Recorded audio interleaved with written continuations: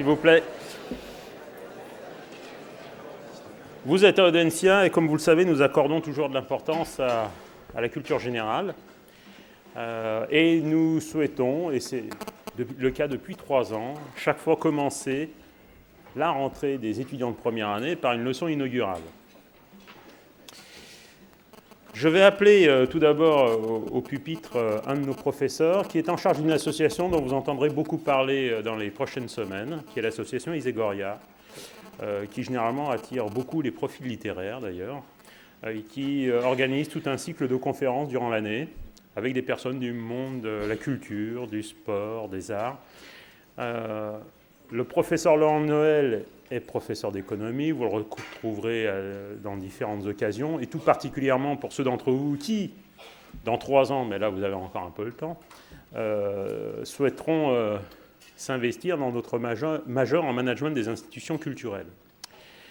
Nous avons un hôte de marque, vous l'avez constaté, Pascal Boniface, qui nous avait déjà fait l'honneur, le plaisir de venir l'année dernière pour nous faire part de ses réflexions sur la situation géopolitique de notre monde. C'est une grande satisfaction, d'une part parce que l'IRIS fait partie de ces grands think tanks internationaux, d'autre part parce que, et j'ai eu l'occasion de déjeuner quelques fois avec Pascal Boniface, c'est un grand humaniste et il est toujours appréciable de pouvoir discuter avec des personnes qui remettent toujours l'essentiel au centre de leur réflexion et qui font preuve d'honnêteté intellectuelle. Vous verrez dans le monde des entreprises, dans le monde en général, parfois il y a quelques mystificateurs. En tout cas, j'appelle tout de suite Laurent Noël qui va présenter notre hôte et puis surtout qui se chargera de l'animation de cette conférence. Merci.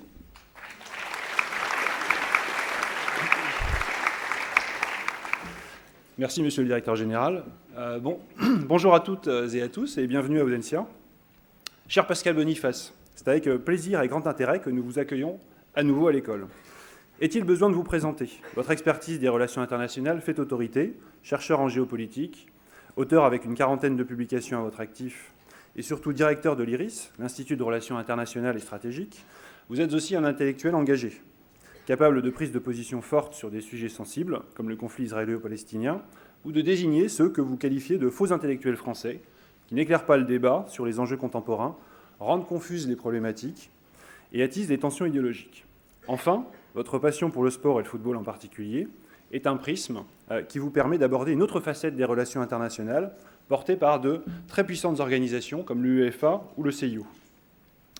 Votre intervention portera dans quelques instants sur les bouleversements stratégiques de l'ordre mondial.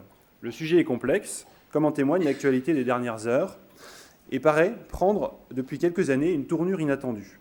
Permettez-moi le raccourci suivant, et qui consiste à limiter ma réflexion à la période comprise entre mars 2003 et septembre 2013. 10 années si riches en événements que le monde apparaît profondément changé et son avenir imprévisible. Mars 2003, George Bush s'affranchit de l'approbation de l'ONU et lance la Seconde Guerre irakienne. Sa décision s'appuie sur un mensonge éhonté, celui de l'existence, aux mains de Saddam Hussein, d'armes de destruction massive. Entre 2007 et 2009 s'installe progressivement une crise économique mondiale sans précédent, au sens où ces derniers remparts, les États des pays riches, sont fortement ébranlés, l'accumulation de déficits ayant généré des niveaux d'endettement que les marchés financiers jugent inquiétants. En décembre 2010, débute le printemps arabe, onde révolutionnaire et démocratique, se diffusant d'ouest en est et affectant l'ensemble de la région, dont la Syrie à partir de 2011. Quelle gestion de la guerre civile syrienne par la communauté internationale? Échaudée par les multiples échecs de l'ingérence, Irak et Afghanistan en particulier, elle a dans un premier temps usé de la voie diplomatique, sans succès. Le soutien indéfectible de la Russie au régime en place annihilant toute chance d'aboutir à l'autodétermination du peuple syrien. Puis l'usage, aujourd'hui avéré, d'armes chimiques est une étape insoutenable qui a forcé et légitimé une intervention militaire internationale. Celle-ci se voulait imminente jusqu'à samedi dernier, c'est-à-dire le jour où le président américain a souhaité solliciter l'approbation de son Parlement, en rupture avec la politique de l'administration précédente. Dans le contexte d'un retrait anglais confirmé et américain envisageable, la position de la France est pour le moins délicate. Au final, cette décennie d'évolution, voire de mutation, nous inspire des sentiments contrastés. Plusieurs tendances paraissent s'initier. En premier lieu, les États-Unis ne semblent plus souhaiter être le gendarme du monde. Conscients des échecs de leur politique interventionniste et du coût humain et financier de leurs opérations de guerre, l'administration Obama vient d'infléchir sérieusement la politique américaine de sécurité intérieure et extérieure. Serions-nous passés d'une stratégie expansionniste à un isolationnisme? Ou dit autrement, les États-Unis souhaitent-ils conjuguer soft et hard power? Plus généralement, la fin du soutien occidental aux dictatures arabes a ouvert une transition démocratique réjouissante. Mais les institutions nationales qui la garantissent sont encore faibles ou en devenir, comme le montre le cas égyptien. Faut-il s'en réjouir? On serait tenté de répondre oui, car tout ce qui participe d'une gestion concertée des conflits internationaux est bon à prendre. Mais dans le même temps, les effets d'inertie de l'ONU en général et de son Conseil de sécurité en particulier peuvent inquiéter pour appréhender les conflits à venir. Derrière les armes chimiques de la Syrie se profilent les armes nucléaires dont l'Iran souhaite se doter. Qui saura l'en dissuader? Sur le plan économique, le rapport Nord-Sud tend à la réduction des déséquilibres, l'affaiblissement économique et politique des démocraties occidentales et concomitant de la montée en puissance des pays émergents. Enfin, l'émergence des opinions publiques, partout dans le monde, est une évolution notable. Favorisée aussi par les possibilités technologiques contemporaines, de nouveaux garants des libertés individuelles sont apparus, dénonçant par exemple le dispositif PRISM, un espionnage individuel à grande échelle. Les politiques doivent désormais composer avec les opinions publiques, lesquelles, en l'espèce, désapprouvent la possibilité de frappe militaire en Syrie. Mars 2003, septembre 2013, 10 années au cours desquelles notre auditoire sera passé de l'enfance à la vie adulte, 10 années de mutations géopolitiques profondes que le recul insuffisant de la jeunesse pourrait à tort considérer comme la marche normale du monde. Plus encore, la dictature du présent qui nous affecte tous n'est propice ni à la hauteur de vue, ni à la prise de décision pour le long terme. Paradoxalement, médiatisation accrue et allongement de l'espérance de vie nous font et feront assumer pour longtemps nos idées et nos actes. Nul doute que votre présence ici, cher Pascal Boniface, est salutaire pour éclairer de jeunes esprits, déjà citoyens et futurs responsables d'organisation, sur notre monde et des évolutions porteuses d'incertitude, mais aussi de beaucoup d'espoir. Merci de votre présence parmi nous. La parole est à vous. Merci, bonjour à tous. On dit souvent qu'il est plus difficile de résister à la flatterie qu'à la torture. C'est pour ça que, après l'éloge que vous avez dressé, je suis heureux de revenir à Audencia, école devant laquelle je reviens de temps en temps. Et puis, on a aussi un partenariat qui va se traduire par le Festival de géopolitique qu'on va inaugurer à Nantes même le 4 et 5 octobre, qui sera une occasion supplémentaire de faire un partenariat entre Audencia et l'IRIS, dont je me réjouis. Bonjour à tous. C'est le début d'année. Effectivement, pour rebondir sur vos derniers propos, la difficulté, pas seulement quand on étudie les relations internationales, mais l'ensemble des domaines du savoir, c'est de savoir faire la distinction entre l'événement, la conjoncture et ce qui est vraiment un changement structurel. Et en fait, vous avez parlé de la médiatisation et de l'absence de recul.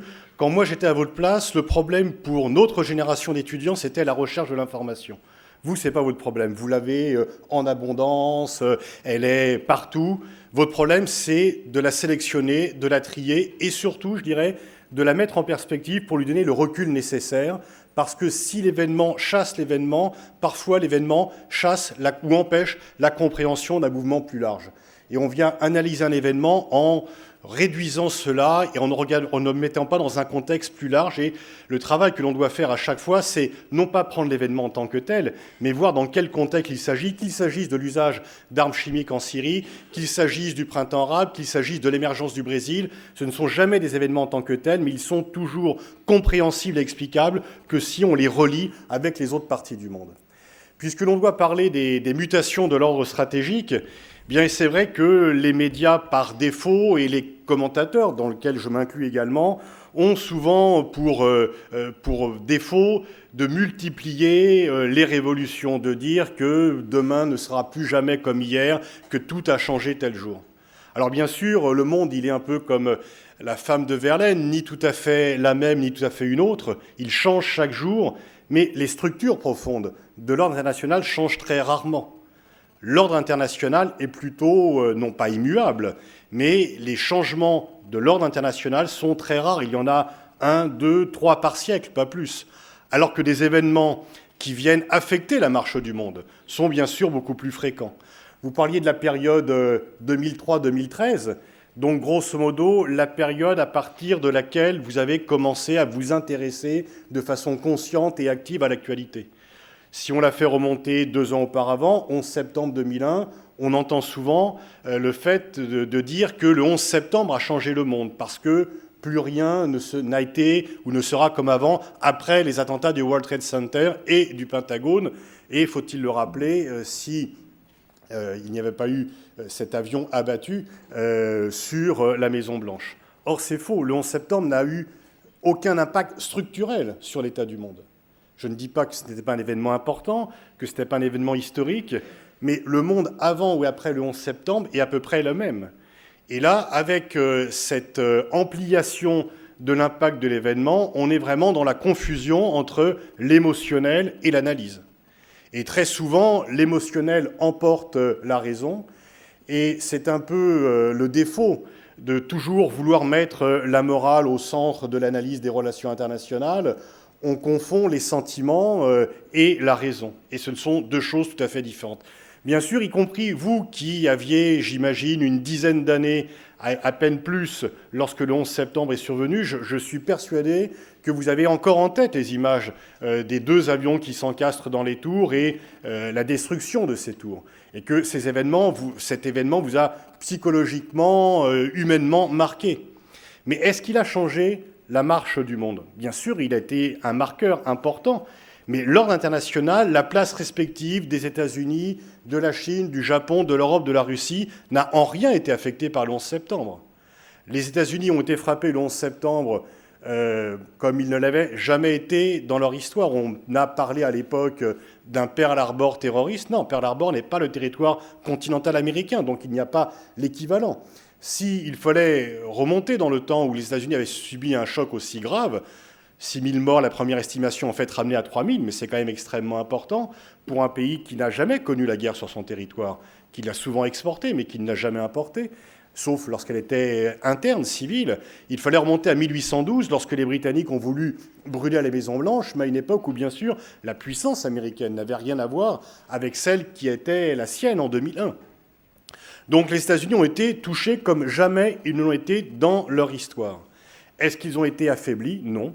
Non, parce que la taille de leur PNB, la puissance de leur armée, la puissance de leur influence sur les affaires mondiales n'a en rien été affaiblie. Et si la place des États-Unis n'est plus la même aujourd'hui, n'est pas tout à fait la même aujourd'hui qu'elle était en 2001, ça tient non pas au 11 septembre, mais ça tient à des évolutions qui sont bien plus larges, sur lesquelles je reviendrai tout à l'heure, et ça tient aussi à un affaiblissement relatif aux très mauvaises décisions prises par George Bush, parce que la guerre d'Irak a été la réponse apportée par les États-Unis au 11 septembre, mais n'était en rien la seule réponse possible. Il y avait des réponses. Si finalement on continue le recompte des voix en Floride en 2000, il n'y a pas de guerre d'Irak. Il y a bien le 11 septembre, mais il n'y a pas la guerre d'Irak parce que Al Gore ne se serait pas lancé dans cette aventure stupide et criminelle dont on paye encore le prix aujourd'hui. Donc le 11 septembre n'a pas changé le monde. Si 2001 est important pour la Chine, c'est parce que cette année, elle adhère à l'OMC, pas parce que le 11 septembre a lieu. Le 11 septembre n'a pas de répercussions sur la marche en avant de la Chine, de même que la problématique européenne. Avant, si j'avais fait une conférence sur les mutations de l'ordre mondial le 10 septembre 2001 ou le 12 septembre 2001, la place respective des grandes puissances, les grandes problématiques internationales du réchauffement climatique à la lutte contre le terrorisme ont été les mêmes. Le 11 septembre n'a pas inventé le terrorisme, il l'a illustré de façon plus forte qu'auparavant, mais c'est bien sûr pas les événements du 11 septembre qui ont créé le terrorisme.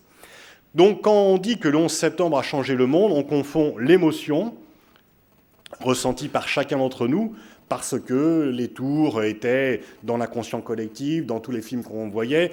Beaucoup y sont allés directement, que l'on pensait les États-Unis invincibles, que les images ont été montrées en direct à la télévision. Bref, il y avait, pour reprendre une expression qui a été utilisée dans un autre événement célèbre new-yorkais, un effet de sidération. Mais ça n'a pas atteint la structure même des relations internationales. De même que lorsque l'on dit que le 8 août 2008, le monde a changé parce que le même jour, la Chine reçoit les Jeux Olympiques et que la Russie, qui était en recul permanent depuis très longtemps, inflige une défaite militaire à la Géorgie, pourtant alliée des États-Unis, et qu'on dit qu'il y a une sorte de retour des anciennes ou des puissances communistes qui vont de nouveau dominer le monde. Non. Si la Chine reçoit les Jeux Olympiques en 2008, ce n'est pas parce qu'elle est au centre du monde en 2008, c'est qu'elle l'est depuis déjà longtemps. Sinon, on ne lui aurait pas attribué en 2001, d'ailleurs, même année que son entrée dans l'OMC. Et la Russie, depuis assez longtemps, regagnait son autorité et sa pouvoir sous la conduite autoritaire, mais finalement décisive de Poutine. Et puis, vous voyez le caractère, bon, heureusement, il y a, comme disait Léo Ferré, une chance pour les mauvais souvenirs, il y a aussi une chance pour les analystes, quand les analystes disparaissent assez vite, parce que sinon, ils auraient du mal à se regarder en face, parce qu'à peine, certains disaient que de nouveau la Chine et la Russie étaient au centre du monde, et puis le 15 septembre, faillite de Lehman Brothers, et donc on nous dit qu'après l'échec stratégique en Irak, c'est l'échec économique des États-Unis et que c'est la fin définitive de la puissance américaine. Mais le 4 novembre, Barack Obama était élu et on nous disait que finalement le leadership était repris par les États-Unis et que de nouveau les États-Unis, qui étaient impopulaires, allaient séduire le monde entier et que Barack Obama incarnait un président populaire, attractif, qui allait restaurer l'image des États-Unis. Donc tout ceci sont des événements qui se superposent, qui viennent faire un peu évoluer les choses parce que finalement l'ordre international, c'est comme un gros tanker, il dérive un peu, mais il ne fait jamais demi-tour. La dernière vraie rupture de l'ordre international, elle n'a pas eu lieu le 11 septembre, mais elle est symbolisée par le 9 novembre, lorsque le mur de Berlin s'est effondré. Et encore, ça serait une erreur de dire que le monde a changé le 9 novembre, parce que si le mur de Berlin est tombé, ce n'est pas sur les coups de boutoir de la population est-allemande, comme là les gens veulent le faire croire, c'est simplement que le Parti communiste est-allemand avait décidé d'ouvrir le mur parce qu'il ne pouvait plus contrôler la situation, et que les est-allemands, craignant que cette ouverture soit provisoire, ont fait d'une brèche un trou béant. Mais le mur de Berlin tombe, mais l'ordre bipolaire est déjà atteint. Il est atteint par la politique de Gorbatchev, qui redonne les clés du pouvoir aux pays est-européens. Et lorsque le 7 octobre, il arrive en Allemagne de l'Est, qu'Erich Honecker lui demande de pouvoir réprimer les foules qui manifestent et que Gorbatchev lui dit « celui qui arrive en retard est puni par l'histoire », eh bien là aussi, il porte un coup fatal à cet ordre bipolaire. L'ordre bipolaire avait structuré les relations internationales pendant une quarantaine d'années. Il n'est pas mort le 9 novembre, il est mort à partir de la fin des années 80 sur une période un peu longue. Mais de la fin des années 40 à la fin des années 80, tous les événements étaient reliés à Moscou d'un côté, à Washington de l'autre. Tous les conflits étaient interprétés par une alliance ou une rivalité avec Moscou et Washington. Cet ordre-là n'est plus. Mais c'est l'ordre dans lequel le monde a vécu, et le véritable changement structurel du monde, c'est bien quand il y a disparition de ce monde bipolaire qui avait vraiment atteint les structures profondes du monde et qui les avait guidés pendant plusieurs décennies, entre 4 et 5. Lorsque le monde bipolaire disparaît, la question qui se pose, c'est de savoir si le monde est unipolaire ou multipolaire. Et là, je ne parle pas de ce qui est souhaitable. Moi, j'appartiens à l'école réaliste des relations internationales. Je ne parle pas du souhaitable, je parle de ce qui existe.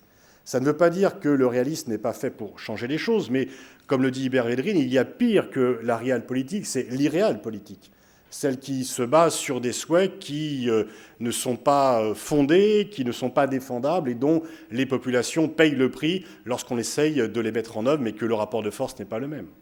Et donc, est-ce que le monde est multipolaire ou unipolaire ? En fait, il n'est ni l'un ni l'autre. Il n'est pas multipolaire parce qu'il n'y a pas aujourd'hui encore, et malgré la décision d'Obama sur laquelle on pourra peut-être revenir dans le jeu des questions-réponses, parce que faire le tour du monde en 80 jours est déjà un pari hasardeux, mais le faire en 40 minutes est aussi plus compliqué. Et généralement, la première question qui m'est posée, c'est « mais vous n'avez pas parlé d'eux ?» Et effectivement, il y aura des lacunes dans cet exposé. Mais donc, même si la puissance américaine n'est plus tout à fait celle qu'elle était, ou celle que croyaient être les responsables américains, parce que la part du BRICS était extrêmement importante également, eh bien, il n'y a toujours pas aujourd'hui d'équivalent à la puissance américaine. Sur le plan stratégique, économique, sur le plan technologique et sur le plan culturel, au sens large du terme. Sur le plan militaire, les États-Unis sont les seuls à avoir la palette complète de la puissance militaire, allant de la triade nucléaire jusqu'aux moyens d'écoute, effectivement, et aux missiles tirés à distance, etc. Il y a encore 2-3 ans, ils réalisaient à eux seuls 50% des dépenses militaires mondiales, chiffre inégalé dans l'histoire. Donc il n'y a pas d'équivalent à la puissance militaire américaine. La parité à laquelle l'URSS tendait dans les années de guerre froide n'existe plus aujourd'hui.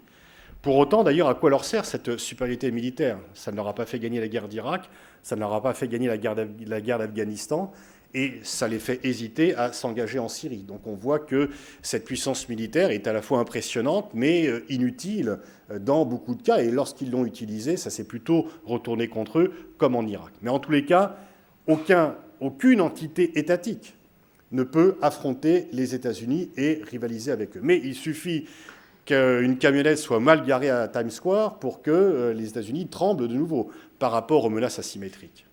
Première encore puissance économique, parce que même s'il y a un effet de rattrapage de la Chine, le PNB américain reste le premier du monde, dans des proportions qui varient selon les modes de calcul, etc. Mais vous avez dans cette maison de meilleurs économistes que moi, mais en tous les cas, il y a encore un temps d'avance pour les États-Unis en termes de premier PNB mondial. Bien sûr, on dit que si on fusionnait les PNB des pays de l'Union européenne, ils passeraient devant les États-Unis, mais c'est une vue de l'esprit, puisque les pays de l'Union européenne n'ont pas de politique stratégique commune. Première puissance technologique aussi. Dès que l'on veut créer un centre d'innovation, on dit qu'on va faire une Silicon Valley à la. Donc la référence, Google, Microsoft, toutes les références des nouvelles technologies de l'information et de la communication sont là-bas. Internet est un dérivé d'ailleurs du Pentagone et l'innovation technologique se fait en grande partie aux États-Unis, dans lequel, grâce à un taux de recherche-développement assez important, ils sont encore en avance. Et puis, surtout, suprématie culturelle. Quand, d'ailleurs, je pense culturelle, je ne parle pas de la culture telle qu'on la conçoit de façon à la fois étroite et élitiste en Europe, même s'il y a de très beaux musées aux États-Unis. C'est la culture de masse. La culture de masse qui a un double avantage, elle crée de la richesse et elle crée de l'influence. Et dans les deux cas. Hollywood rapporte autant que l'industrie aéronautique en devises à la balance commerciale américaine, qui en a bien besoin vu son déficit constant. Mais surtout, Hollywood permet de façonner les esprits en envoyant des messages subliminaux qui sont soit pendant la guerre froide, soit dans les années 90 dans la lutte contre le terrorisme, soit, je ne sais pas si vous parliez de 2003 tout à l'heure, après 2003, comme par hasard, il y a eu une série de films, Rush Hour 3, Zorro, Taken, Jimi English, où le mauvais, le lâche, le fourbe était français. C'était le prix à payer pour l'opposition à la guerre d'Irak. Un peu avant, c'était un Allemand à l'accent guttural, mais là, on l'a enrobé. Il aurait été de mauvais ton de mettre un Arabe dans ce rôle-là, comme c'était le cas, bien sûr, dans les années 90. Et tous ceux qui ont vu les westerns n'ont pas le sentiment d'une vérité historique concernant le sort des natifs américains qui soit réellement tout à fait intégrée. Donc, Hollywood crée de l'influence, mais également, finalement, même les djihadistes marchent en Nike, et même les chefs d'État et de gouvernement les plus anti-américains, ou les dirigeants des pays les plus anti-américains, veulent envoyer leurs enfants étudier dans les universités américaines. Donc il y a un pouvoir d'attraction des États-Unis que n'ont ni la Chine, ni aucun autre pouvoir. Et ce pouvoir d'influence est extrêmement fort parce qu'il façonne les esprits, et quand on va étudier dans un pays, on en revient assez influencé. Et donc dans ces 4 domaines de la puissance, les États-Unis ne sont pas concurrencés. Ne sont pas concurrencés parce que j'étais en juin à un colloque à Pékin justement sur le soft power, et quelqu'un faisait remarquer que bien sûr la Chine se développe de façon extraordinaire, l'économie, il y a une classe moyenne, etc. Mais que qu'est-ce qu'on voit dans les rues de Pékin? Les jeunes qui ont des maillots des équipes de foot européennes et des universités américaines.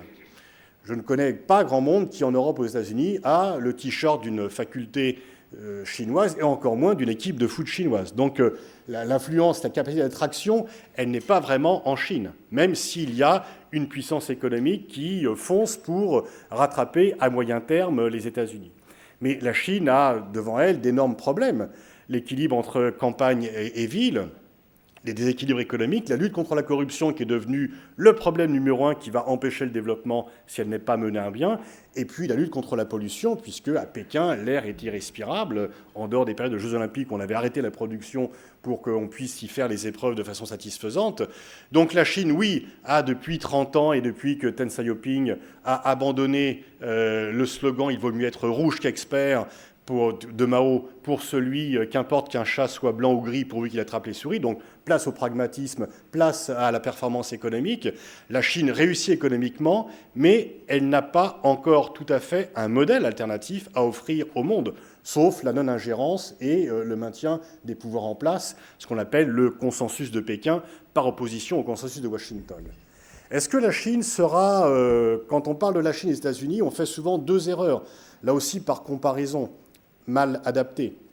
La première erreur, c'est de dire qu'il y a une nouvelle guerre froide entre Pékin et Washington qui remplacerait la guerre froide qui existait entre Moscou et Washington. La Chine n'est pas à la tête d'une alliance mondiale. La Chine n'est pas à la tête d'une alliance mondiale et en plus, elle ne veut pas renverser le système, elle veut en prendre la tête. Donc il y a une rivalité nationale entre la Chine et les États-Unis, mais pas une compétition idéologique dans laquelle un système essaye de s'imposer à l'autre. Les Chinois ont parfaitement compris les règles du capitalisme, qu'ils appliquent avec un succès certain. Ils gardent le léninisme pour le parti, pour l'exercice du pouvoir, encore que le Parti communiste chinois est plus une sorte de super Rotary où on vient rechercher de l'influence et du pouvoir qu'un parti politique où on étudie le soir venu à la bougie les œuvres de Mao et de Marx et Lénine. Ça, c'est complètement terminé comme phase. Et donc, ce n'est pas du tout une rivalité idéologique. Et ce n'est pas non plus un G2, une complicité. Il n'y a pas un condominium sino-américain. Les Chinois sont tantôt partenaires et tantôt concurrents des États-Unis, selon le gré du déplacement de leurs intérêts nationaux. Le Japon va un peu mieux économiquement depuis un an, a subi une décennie perdue. D'ailleurs, notez qu'on dit aujourd'hui sur la Chine exactement ce que l'on disait à peu près au moment de votre naissance sur le Japon. Une machine économique qui marche comme un bulldozer, qui va tout écraser sur son passage, qui met en danger les équilibres économiques, sociaux des pays occidentaux et qui a un rival qui, grâce à la protection d'un marché fermé et une main-d'œuvre à bas coût, peut concurrencer de façon déloyale les autres pays. C'est exactement ce qu'on disait sur le Japon à la fin des années 80, au début des années 90. C'est exactement ce qu'on dit de la Chine. Donc, reste à savoir s'il y aura en Chine comme au Japon un éclatement d'une bulle spéculative ou si les Chinois, qui effectivement peuvent un peu plus se projeter sur le long terme du fait de leur système politique, les successions sont prévues 8 ans à l'avance et se passent dans une transition tout en douceur, ils ont au moins cet avantage-là, ils peuvent penser sur le long terme, et donc peut-être qu'ils pourront éviter cet éclatement de la bulle spéculative de ce fait-là. Mais le Japon, s'il est sorti du marasme, a un défaut majeur, un handicap majeur, c'est qu'il n'est pas réconcilié avec son environnement régional. La fin de la guerre froide en Asie n'a pas eu les mêmes conclusions qu'en Europe. En Europe, c'est la fin de la menace territoriale.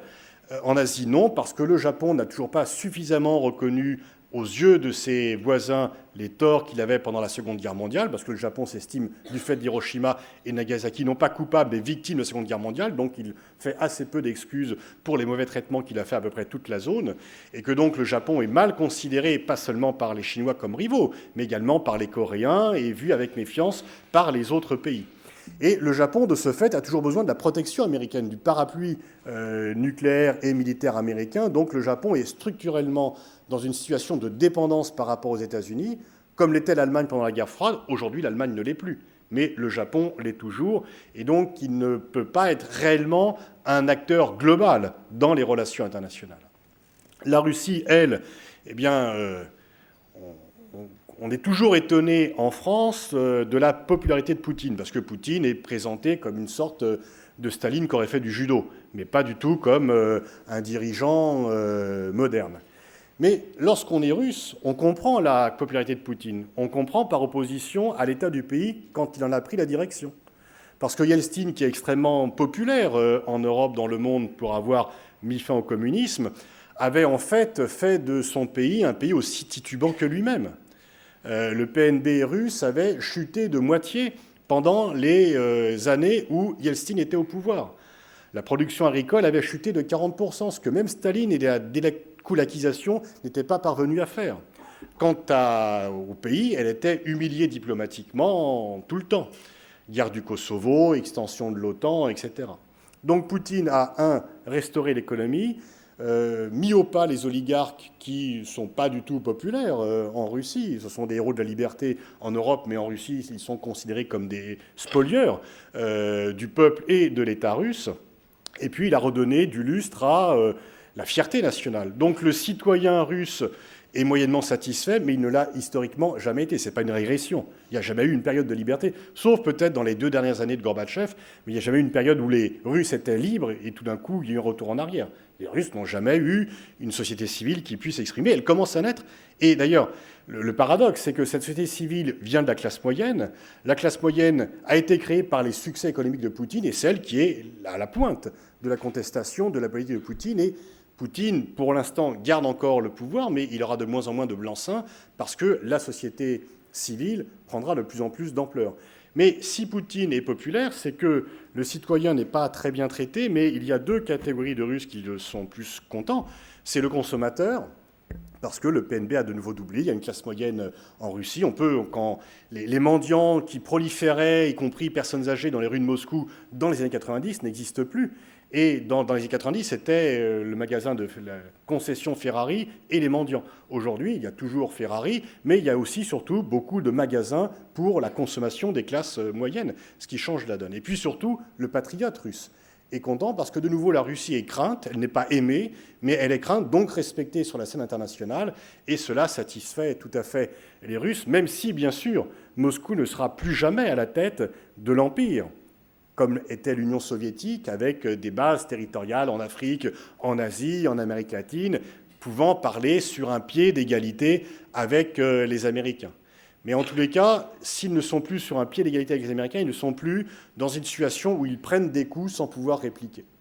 D'où d'ailleurs leur attitude par rapport à la Syrie, qui est une façon de rendre la pièce, de la monnaie de la pièce de ce qui s'est passé en Libye 2 ans auparavant. Quant à l'Europe, c'est un objet politique non identifié qui se cherche encore, qui tâtonne parce qu'elle est d'une part un peu en crise économique, mais surtout l'histoire fait que les perceptions stratégiques ne sont pas les mêmes et que la vision que l'on a du rôle respectif, par exemple, de la Russie ou des États-Unis n'est pas le même quand on est français ou polonais. Parce que l'histoire n'a pas laissé les mêmes traces, même si aujourd'hui on voit que les Polonais sont moins obsessionnellement anti-russes qu'ils ne l'étaient il y a 15 ans, et que du coup cela change la donne. Mais nos divisions nationales, l'histoire entre les pays européens fait qu'on ne peut pas être encore, et on voit bien sur les grands sujets stratégiques, la Syrie en est un, nous n'avons pas d'unité. Nous n'avons pas d'unité de perception et donc encore moins d'unité d'action. Donc le monde, en fait, n'est pas unipolaire, mais il n'est pas multipolaire, mais il n'est pas non plus unipolaire, et on le voit bien, le refus d'Obama. Dans un monde unipolaire, Obama aurait déjà envoyé les bombardiers pilonner Bachar el-Assad. Dans un monde unipolaire, l'Iran aurait déjà renoncé à l'enrichissement de l'uranium. Dans un monde unipolaire, Israël aurait immédiatement stoppé la poursuite de la colonisation des territoires palestiniens. Dans un monde unipolaire, la Chine aurait immédiatement rehaussé le cours de sa monnaie, parce que tout ceci sont des demandes américaines. Et donc on voit que le monde n'est pas unipolaire, parce que même la puissance centrale, même la puissance la plus grande, ne peut pas imposer son point de vue, tout simplement parce que le monde, s'il n'est pas multipolaire, est en voie de multipolarisation. Et que les acteurs, non seulement étatiques, mais également les autres, acteurs, ONG, firmes multinationales, individus, etc., prennent de plus en plus d'importance sur la scène internationale. Et c'est ça qui change fondamentalement les choses, c'est qu'on est dans un monde qui n'est ni unipolaire ni multipolaire. On parle de la communauté internationale, mais en fait, la communauté internationale, c'est comme le monstre du Loch Ness. Tout le monde en a entendu parler, personne ne l'a jamais vu. On n'est jamais d'accord sur ce qui doit être fait. Il n'y a pas un maire de ce village global que décrit Marshall McLuhan, ni même un conseil municipal. Nous ne sommes pas d'accord sur les solutions à apporter aux grands défis mondiaux, qu'il s'agisse de la lutte contre la prolifération des armes nucléaires à celle contre le réchauffement climatique. Mais plus encore que la fin du monde bipolaire qui est survenue il y a maintenant 25 ans, il y a une autre évolution qui a pris naissance à peu près au même temps, dont on ne s'est pas rendu compte initialement, mais qui, elle, ne vient pas mettre fin à 5 décennies d'histoire, mais à 5 siècles d'histoire. Et donc cette évolution qui se produit un peu chaque jour, qui continue encore aujourd'hui, qui a pris naissance il y a une vingtaine d'années, qui se développe, vient changer de façon encore plus radicale le paysage international, parce qu'il est déjà dur pour certains de s'habituer à la fin de la guerre froide 20 ans après. Il y a encore des gens, quand les gens disent c'est la guerre froide entre Moscou et Washington, c'est que tout simplement, par fainéantise ou par bêtise, ils n'ont pas changé leur logiciel. On ne peut pas parler de guerre froide entre eux, c'est plutôt la même compétition qu'à l'époque et le même rapport de force. Donc, il y a déjà beaucoup de dirigeants et d'observateurs qui ont eu du mal à s'adapter à la nouvelle donne, parce que c'est vrai qu'on a des schémas préétablis, on met tout dans les cases, c'est assez pratique et ça évite de développer une réflexion originale au cas par cas, ce qui est plus compliqué et plus fatigant. Et cette évolution plus large encore, finalement, elle est encore plus dure à comprendre pour certains et elle demande encore plus d'adaptation parce qu'une fois encore, elle vient mettre fin à 5 siècles d'histoire. Cette évolution majeure, fondamentale, c'est tout simplement la fin du monopole occidental sur la puissance. Depuis la fin du XVe siècle, le monde occidental a dominé le monde. Il l'a conquis, il l'a en partie exterminé, parce que quand on parle des grandes découvertes, on n'a rien découvert. Les pays dans lesquels on est allé existaient déjà, on ne les a pas... Mais on a les a plutôt soumis, on a pas mal exterminé, mais le monde a été conquis. La première globalisation qui vient des dites des grandes découvertes ou de la circumnavigation, c'est une européanisation du monde. Et lorsque Bismarck dit, vers la fin de son règne comme chancelier, quand il dit les relations internationales, c'est simple, dans un système à 5, il faut être 3 contre 2, ben ça veut dire qu'à la fin du XIXe siècle, il y a 5 puissances qui comptent dans le monde. L'Empire russe, l'Empire austro-hongrois, l'Empire prusse, puis l'Allemagne, l'Empire allemand, la France et la Grande-Bretagne. Rien ailleurs. La Chine est sous concession, l'Indonésie appartient aux Néerlandais, l'Indochine aux Français, l'Australie est une zone de relégation, et le Japon n'a pas encore bénéficié de l'ère Meiji, c'est encore une non-puissance. Si vous prenez une carte du monde à la veille de la Première Guerre mondiale, et que, comme on le fait classiquement, vous mettiez l'Europe en bleu, le monde est quasiment bleu. Soit, il n'y a que 2 États indépendants en Afrique avant la Première Guerre mondiale. Et si les 2 Amériques sont indépendants, leurs horloges politiques, stratégiques, politiques, économiques et culturelles sont toujours fixées en Europe. Il n'y a pas une indépendance intellectuelle qui s'est encore faite dans les 2 Amériques qui regardent ce qui se passe en Europe pour savoir ce qu'il est bon ou non de penser. Les 2 guerres mondiales qui ont été des guerres civiles européennes ont mis fin à cela, mais les États-Unis ont pris le relais. À la fin de la Seconde Guerre mondiale, et finalement, on a beaucoup dit que la 2e ou la 3e, selon les appellations, mondialisation, celle qui a démarré dans les années 80-90, était en fait une américanisation du monde. Et que l'influence américaine sur le monde était...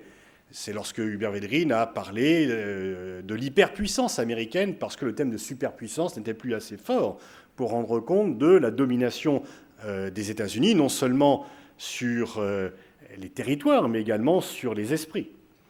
Cette époque, elle est finie. Elle est en train, chaque jour, et ce n'est pas une fin brutale, on ne peut pas dire que la fin du monopole occidental sur la puissance, c'est le 3 septembre 2013 ou le 15 août 2008. Non, c'est un processus graduel qui se poursuit et qui continue aujourd'hui. Et qui fait que, eh bien, nous devons changer nos logiciels.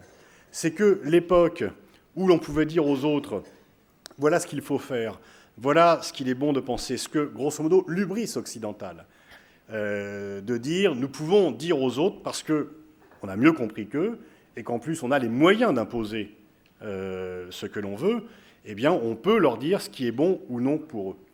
Cette période où on faisait la leçon au monde entier en mettant quand même un peu sous le tapis nos propres turpitudes, parce que nous n'étions pas toujours bien placés pour donner des leçons de morale au reste du monde. Entre l'esclavage, la destruction des Indiens d'Amérique, la Shoah et le colonialisme, le monde occidental n'a pas été paré que de vertu dans son parcours historique. Mais en tous les cas, on se donnait le droit de dire aux autres, Chinois, Africains, etc., ce qui était bon ou pas de faire. Cette époque, elle est révolue. Si on continue à faire cela, on nous rit au nez.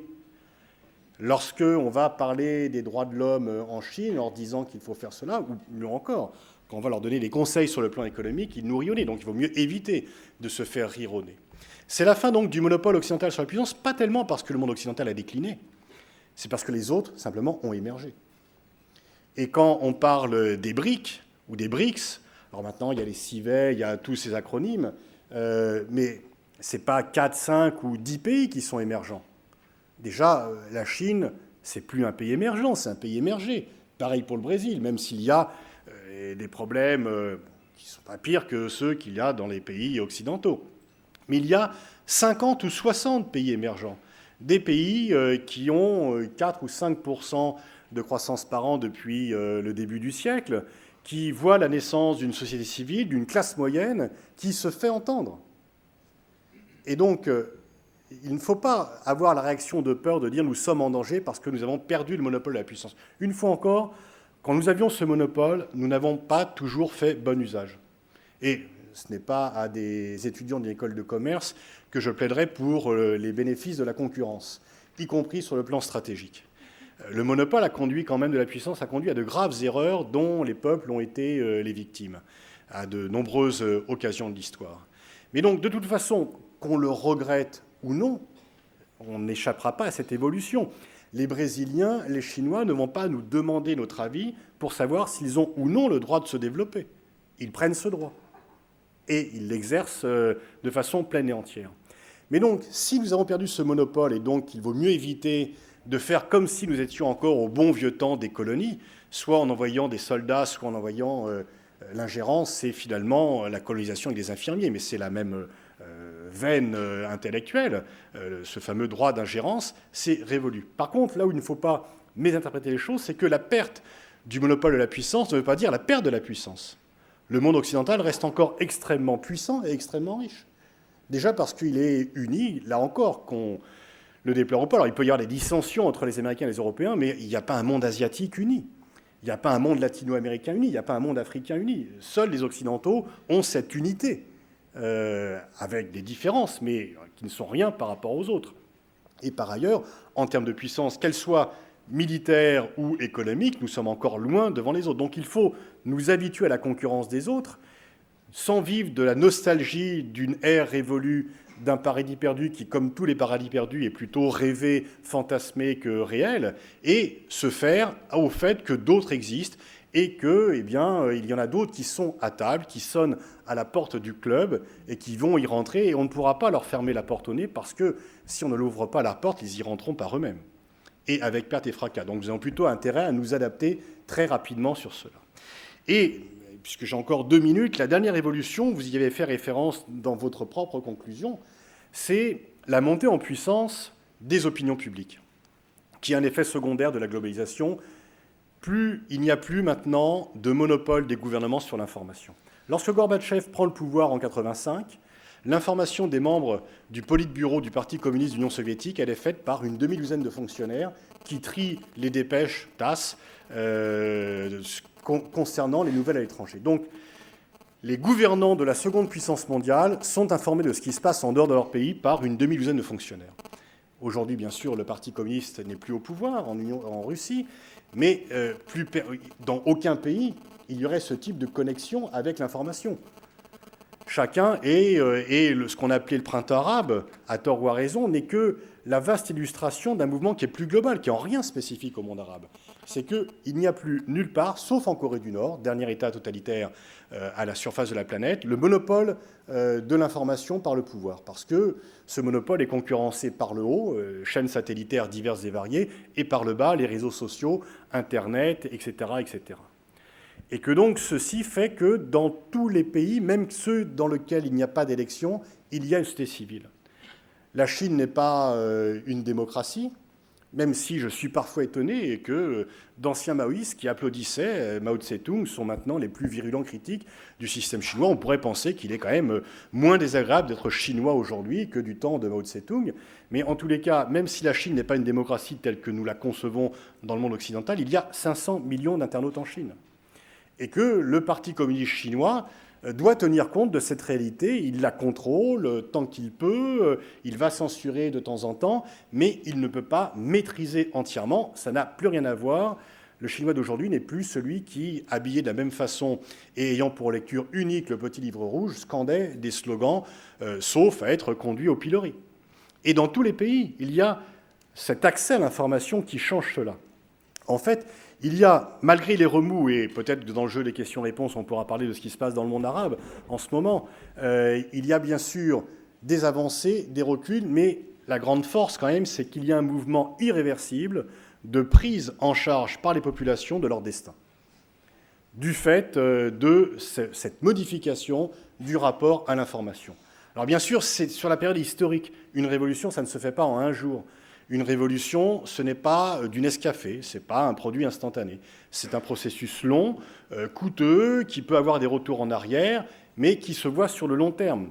Et sur le long terme, les opinions prennent le pouvoir, partout, selon des modalités différentes qui dépendent à la fois du niveau économique du pays. Quand on a $1 par jour et par habitant, on a peu d'expression politique, qui dépend du niveau d'alphabétisation. Quand on ne sait pas lire et écrire, on a moins de revendications politiques, et qui dépend également de l'histoire particulière à chaque pays.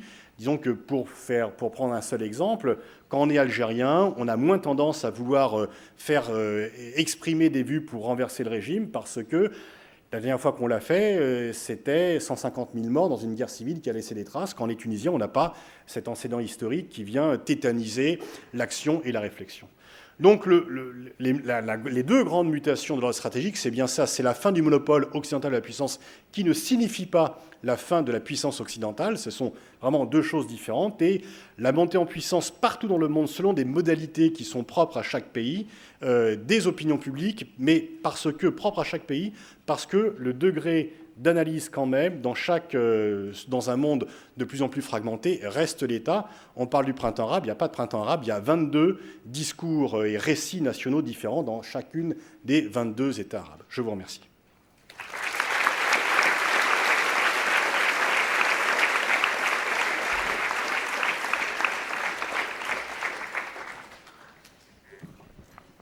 Merci beaucoup Pascal Boniface pour cette mise en abîme aussi intéressante qu'utile. Donc je me permets, non pas de vous présenter puisque vous les connaissez déjà, mais de présenter en tout cas à l'auditoire deux de vos camarades qui sont actuellement donc en deuxième année. Et il s'agit donc d'Alexandre, immédiatement à la gauche de Pascal Boniface, et à côté de lui de Rabat. Donc ce sont deux étudiants qui sont en charge de l'association Iségoria. Alexandre en est le président. Voilà, et donc la tradition veut qu'après les conférences, on leur donne la parole pour vous poser des questions. Et je précise les initiés, c'est-à-dire que là nous avons à peu près un quart d'heure. Donc si les questions sont courtes et les réponses pas trop longues, à ce moment-là, on pourra peut-être tendre des micros dans la salle. Voilà, donc la balle est dans votre camp. Alexandre ? Oui, bonjour à tous. Bonjour Pascal Boniface. Vous avez évoqué l'influence culturelle de certains pays dans les relations internationales. Ma question va porter sur justement le poids croissant de la Chine et des pays émergents. Donc, pensez-vous que, par exemple, un pays comme la Chine puisse à terme imposer un nouveau style de management, une nouvelle manière de mener des négociations internationales, ou au contraire vont se conformer à une sorte d'américanisation de leurs affaires économiques et au final continuer avec un modèle anglo-saxon qui existe déjà par ailleurs? Ça sera, je pense, l'un ni l'autre imposé non, parce que de même que les États-Unis n'arrivent pas à imposer leur modèle partout dans le monde, les Chinois, même si d'ici une génération prennent la tête de la course mondiale, ne pourront pas plus le faire. Il y a trop de facteurs de résistance. Le monde est trop fragmenté, trop émietté pour qu'un pays seul dicte sa loi aux autres. Et par ailleurs, au moins les États-Unis sont à la tête d'une alliance globale qui est l'OTAN, avec des alliés y compris en dehors. Enfin, ils sont à la tête du monde occidental. La Chine n'est pas à la tête d'un tel bloc, donc elle n'a pas les moyens. Et par contre, les Chinois sont très attachés à leur spécificité. Ils peuvent effectivement s'inspirer de ce qui se passe ailleurs, mais ils ne copieront pas les Américains. Donc la réponse est un peu au milieu du gué entre vos deux alternatives. Donc, moi, j'avais une question sur l'ONU. Donc presque 70 ans après la création de l'ONU et à l'aune de toutes les crises non résolues, de la crise syrienne en particulier, et du non-respect de ces déclarations et de ces résolutions, quel succès, quel bilan accordez-vous à l'Organisation des Nations Unies ? C'est facile de faire de l'ONU bashing parce que l'ONU ne peut pas se défendre et qu'on lui attribue tout ce qui marche mal, alors que si ça marche mal, c'est à cause des États, c'est pas l'ONU en tant que telle. L'ONU est un instrument. Si vous en servez mal, c'est comme une voiture. Si vous précipitez sur un pylône, c'est pas la faute de la voiture, c'est le conducteur. Donc quand les membres permanents font blocage, l'ONU ne marche pas.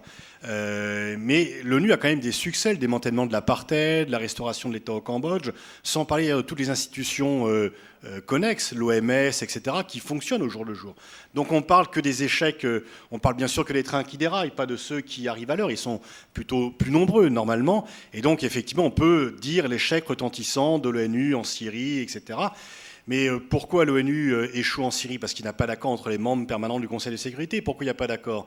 Parce que les Russes avaient accepté de ne pas mettre de veto sur la résolution 1973 concernant la Libye pour mettre en œuvre justement la responsabilité de protéger. Et que la France et la Grande-Bretagne ont jugé malin de changer la mission en cours de route pour faire du changement de régime et brandir le scalp de Kadhafi. Donc du coup les Russes disent, vous nous avez eu une fois, ils parlent même plus brutalement, on ne va pas se faire avoir deux fois. Et donc ils bloquent là-dessus.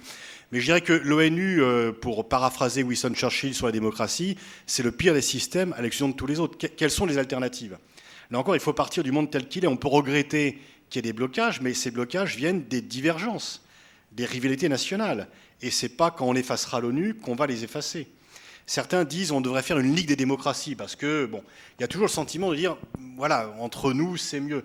Mais la Ligue des démocraties, si c'est pour, comme à chaque fois que le président français va soit en Russie, soit en Chine, il va dans une dictature. On ne peut pas aller qu'en Norvège ou en Suisse. Il faut quand même avoir une vision un peu plus large. Donc le monde, il est tel qu'il est. Et même si on veut le changer, il faut le changer à partir des réalités, pas à partir des rêves.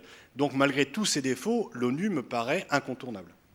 L'ONU, certes, mais alors son Conseil de sécurité, est-ce que vous pensez que ce Conseil de sécurité, finalement issu de Yalta, mériterait d'évoluer? Ah oui, il mériterait d'être élargi. Et d'ailleurs, la France avait accepté, et d'autres, qu'on y inclue 5 nouveaux pays membres permanents, à savoir l'Afrique du Sud, le Brésil, l'Inde, le Japon et l'Allemagne. Sauf que la Chine et les États-Unis bloquent cette évolution. La Chine n'a aucune envie de voir débarquer en plus à la fois l'Inde et le Japon, et les États-Unis n'ont aucune envie de voir un Conseil de sécurité plus performant. Donc, dans la mesure où le veto donne le droit aux puissances qui existent de bloquer toute évolution et que certaines d'entre elles n'en veulent pas, il y a un blocage de la réforme du Conseil de sécurité des Nations Unies. Et par extension, que pensez-vous d'organisations économiques telles que le G20, qui finalement, eux, n'ont pas de pouvoir de sanction, mais qui fonctionnent plutôt comme des clubs, à savoir des instances de discussion, des espaces de discussion, des instances de concertation, mais qui derrière ne donnent pas nécessairement, ne se traduisent pas nécessairement en actes? Le G20 a eu effectivement un rôle quand même essentiel au plus fort de la crise de 2008 pour que l'incendie ne se propage pas et qu'il soit même contenu.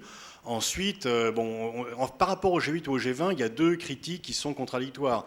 C'est un pouvoir secret d'une oligarchie non démocratique ou c'est l'impuissance. En fait, il n'y a pas de pouvoir secret, c'est une enceinte de consultation, il n'y a pas de décisions réelles qui sont prises. Les déclamations des uns des autres sont souvent peu suivies des faits, effectivement. Je trouve qu'il n'est pas anormal qu'il puisse y avoir une instance de concertation qui existe. C'est mieux de se voir et d'essayer d'élaborer un peu des réponses aux problèmes plutôt que de s'ignorer comme on l'a fait en 29, d'où la propagation de la crise. Mais le G20 n'a pas non plus remplacé le Conseil de sécurité et n'est pas un substitut à l'ONU. Merci. Alexandre? Est-ce qu'il y a des questions dans la salle? S'il veut qu'il y ait des gens qui adhèrent à son association, il a vraiment intérêt à donner la parole à la salle. C'est de très bonne politique. Ah, il vous suffit de lever la main. Alors, attendez, je vous apporte un micro.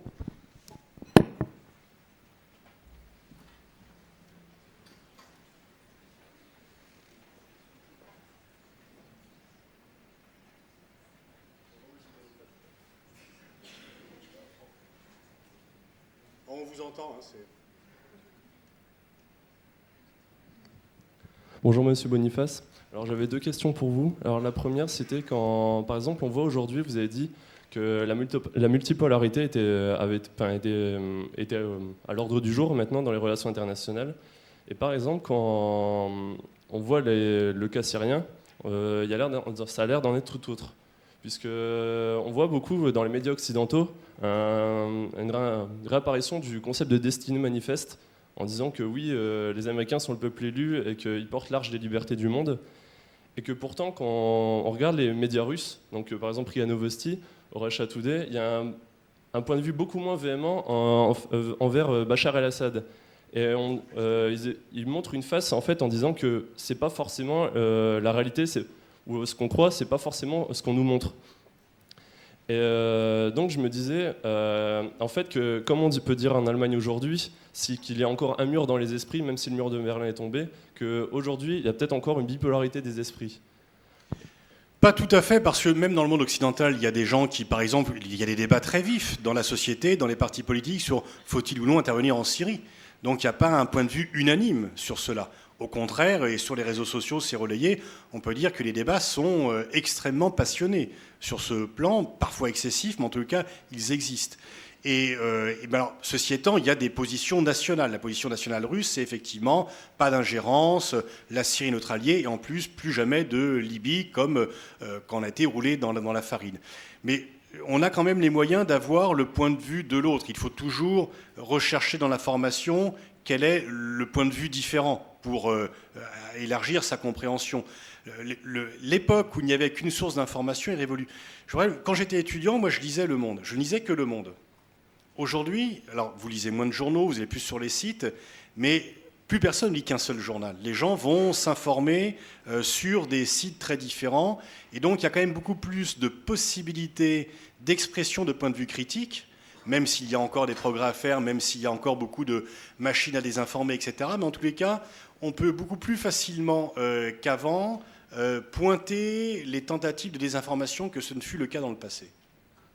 Merci beaucoup. Alors j'avais une deuxième question. C'était la semaine dernière, je lisais un article traduit dans Courrier International qui était traduit d'un journal russe qui était intitulé Poutine, ce hipster qui plaît aux Occidentaux. Et il décrivait un Poutine qui était certes imparfait. Poutine ? Ce hipster qui plaît aux Occidentaux. Et donc il dépeignait un Poutine certes imparfait, mais qui valorisait en disant qu'au moins c'était un leader. Et pensez-vous pas, comme Bachar el-Assad a déclaré à un journal russe la semaine dernière, qu'aujourd'hui dans le monde, il y a beaucoup de politiciens, mais peu de leaders? Alors en fait, il y a beaucoup d'hommes politiques, il y a peu d'hommes d'État. La différence entre l'homme d'État et l'homme politique, c'est pas j'emploie la force, je montre que je suis baraqué, etc. C'est est-ce que je réfléchis à long terme ou à court terme? C'est ça la vraie différence. C'est l'inconvénient de l'accélération de l'histoire, du fait qu'on est bombardé d'informations, etc. C'est que le temps est devenu beaucoup plus court. Et que c'est la faille des démocraties, c'est que de nombreux responsables politiques agissent pour l'élection d'après, voire même pour le sondage de demain, plus que pour l'intérêt à très long terme du pays. Alors, je comprends bien qu'il n'est plus question, comme du temps de Colbert, de planter des chaînes pour que la marine ait des navires 100 ans plus tard, vu que déjà on ne fait plus des navires en bois, mais le long terme est trop souvent sacrifié, et c'est là où finalement, avec ces méthodes autoritaires, Poutine a une vision à long terme de l'intérêt national russe. On peut ne pas être d'accord, mais il vise cela. Dans d'autres pays, il y a effectivement trop de tentations de céder au court-termisme. Merci. Alors, je suis ici. Est-ce qu'il y a d'autres questions dans la salle? Ah oui.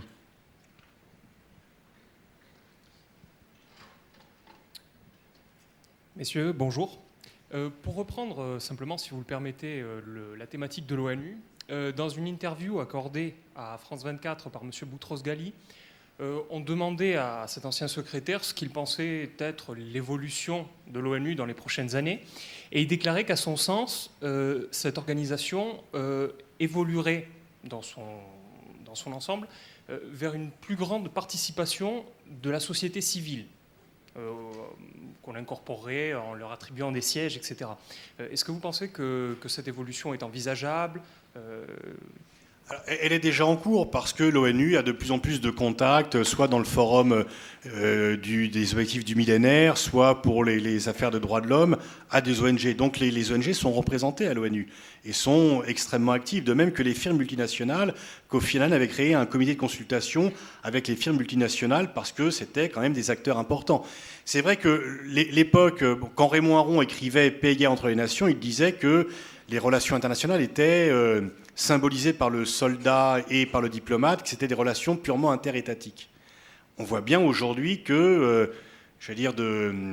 Ben Laden à Michel Platini, en passant par, il y a de nombreuses instances qui sont dans un genre tout à fait différent par rapport à la contribution positive ou non à l'impact sociétal, mais qu'il y a vraiment bien d'autres acteurs. Et l'ONU reflète cela, et effectivement, je crois que Boutros Boutros-Ghali a raison de dire que cette évolution qui a déjà commencé va se poursuivre. Mais je pense néanmoins, ça c'est une conviction stato-centrée, c'est que même si l'État n'a plus le monopole des relations internationales, il reste quand même l'acteur central. C'est quand même au sein de l'État que les choses se décident. C'est vers lui, on peut dire et se féliciter que par exemple l'action d'handicap international permet la signature d'un traité sur l'interdiction des mines antipersonnelles, mais le traité c'est pas handicap. Handicap va plaidoyer pour qu'il y ait ce traité, mais au final ce sont les pays qui le signent. Et de même, si on devait enfin signer un vrai traité de lutte contre le réchauffement climatique, ce seraient les pays qui le signeraient, et non pas Exxon ou Greenpeace. Donc, même s'il y a un développement des autres acteurs, de ce qu'on appelle les acteurs non étatiques des relations internationales, l'État reste l'acteur pivot des relations internationales. Merci Pascal Boniface. Merci de nous faire l'amitié de venir nous voir chaque année. Et merci surtout pour vos propos, aussi utiles qu'une bonne mise en perspective pour vos études à l'école. Merci beaucoup.